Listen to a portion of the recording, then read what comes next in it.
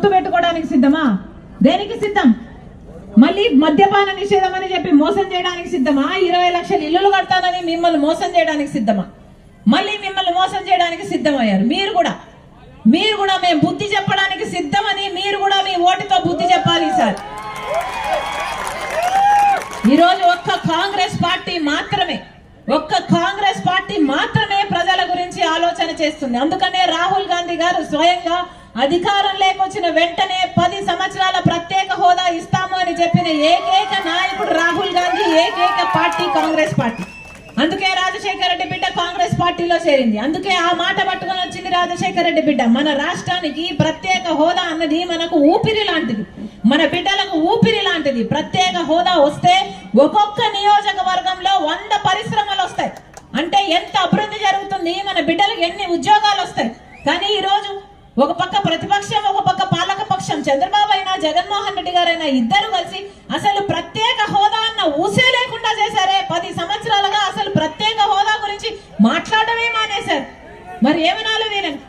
అందుకే చెప్తున్నా, ఈరోజు ప్రత్యేక హోదా కావాలి అంటే కాంగ్రెస్ పార్టీ అధికారంలోకి రావాలి.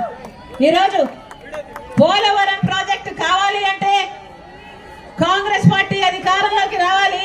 జగన్మోహన్ రెడ్డి అధికారంలోంచి దిగిపోవాలి. ఈ రోజు రాజధాని కావాలి అంటే కాంగ్రెస్ పార్టీ అధికారంలోకి రావాలి. జగన్మోహన్ రెడ్డి గారు అధికారంలోంచి దిగిపోవాలి. జగన్మోహన్ రెడ్డి గారు 5 సంవత్సరాలు అధికారంలో ఉన్నారు. ప్రత్యేక హోదా వచ్చిందా? 5 సంవత్సరాలు జగన్మోహన్ రెడ్డి గారు అధికారంలో ఉన్నారు. ప్రత్యేక హోదా వచ్చిందా? రాజధాని వచ్చిందా? పోలవరం ప్రాజెక్ట్ వచ్చిందా? బిడ్డలకు ఉద్యోగాలు వచ్చాయా?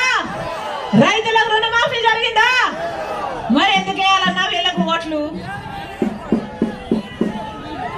ఈసారి ఓట్లేసేటప్పుడు మీ గురించి మీరు ఆలోచన చేయండి. ఈసారి ఓట్లేసేటప్పుడు మీ బిడ్డల గురించి మీరు ఆలోచన చేయండి. ప్రజల కోసం నిలబడే వాళ్ళ కోసం మీరు ఓట్లేయండి. మరొకసారి చెప్తున్నాం, కాంగ్రెస్ పార్టీ అధికారం లేకొస్తే ప్రత్యేక హోదా వస్తుంది, పోలవరం ప్రాజెక్ట్ వస్తుంది, రాజధాని వస్తుంది, మన బిడ్డలకు ఉద్యోగాలు వస్తాయి. కాంగ్రెస్ పార్టీ అధికారం లేకొచ్చినాక 2 లక్షల వరకు రైతులకు రుణమాఫీ చేస్తుంది కాంగ్రెస్ పార్టీ.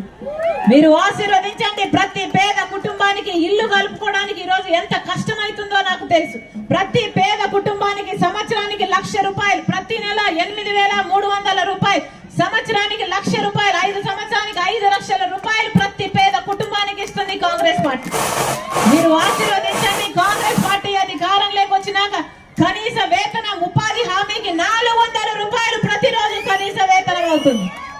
మీరు ఆశీర్వదించండి. బిడ్డలకు ఉద్యోగాలు రావాలన్నా, 4,000 పెన్షన్ కావాలన్నా, వికలాంగులకి 6,000 పెన్షన్ కావాలన్నా కాంగ్రెస్ పార్టీ అధికారంలోకి రావాలి. ఇల్లు లేని ప్రతి పేద కుటుంబానికి మళ్ళీ రాజశేఖర రెడ్డి గారు కట్టిన ఇందిరమ్మ ఇల్లు లాగా ఇల్లు రావాలంటే 5 లక్షలతో కాంగ్రెస్ పార్టీ అధికారంలోకి రావాలి. మనస్ఫూర్తిగా కాంగ్రెస్ పార్టీని ఆశీర్వదించండి. కాంగ్రెస్ పార్టీ ఎమ్మెల్యే అభ్యర్థి డివై దాస్ గారు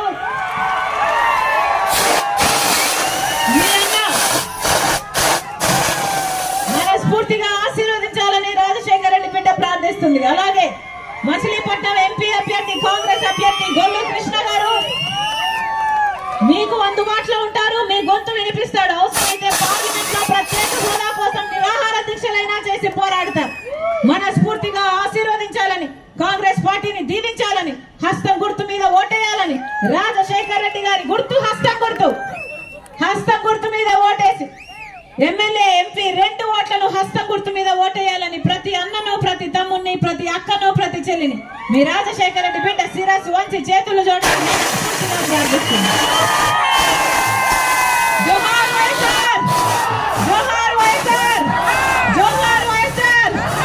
హస్తం గుర్తుకే, హస్తం గుర్తుకే, హస్తం గుర్తుకే. అమ్మా గుర్తు ముఖ్యం, హస్తం గుర్తు ముఖ్యమమ్మా. అన్న గుర్తు మర్చిపోకండి. అన్న చేయి గుర్తు, చేయి లేకపోతే ఏమీ లేదు. రాజశేఖర రెడ్డి గారి గుర్తు, చేయి గుర్తు. అమ్మా చేయి గుర్తు, అన్న చేయి గుర్తు.